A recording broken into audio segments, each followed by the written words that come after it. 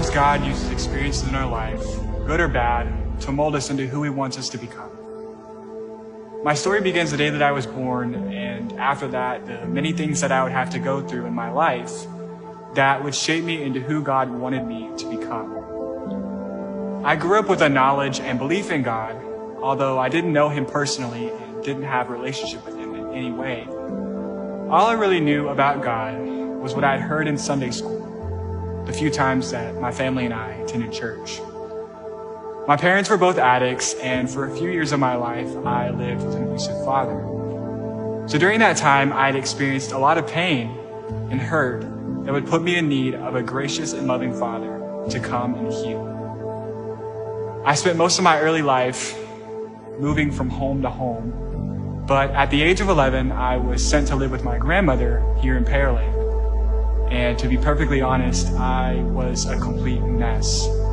I had a lot of anger, a lot of bitterness that had formed in my heart due to the things that I had gone through prior to the move to Pearland. But God, and that's really how it all began. But God, He came and He poured out His abundant mercy and His grace.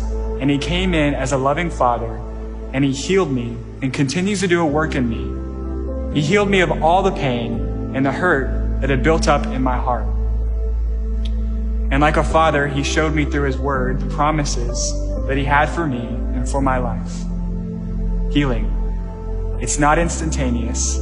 It takes time. The definition of grace is favor and divine influence upon the heart, which means that God favors each and every one of us as His children, even while we're broken. It took a full surrender to God for me to fully understand that. I could not understand how a perfect God could love someone as broken as me.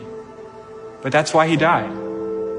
We started attending First Church of Pearland in March of 2015, and my life has never been the same since. For the first time in my life, I experienced God's perfect love for me, and I wanted nothing else.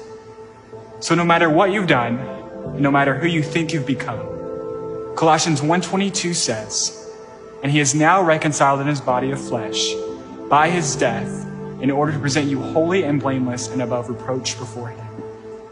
And that was it. Finally I understood. Finally I realized that it wasn't by my works that I would obtain right standing with God. I had struggled for so long believing that God didn't love me, that God couldn't love me. I was broken. I wasn't good enough. But it was a lie.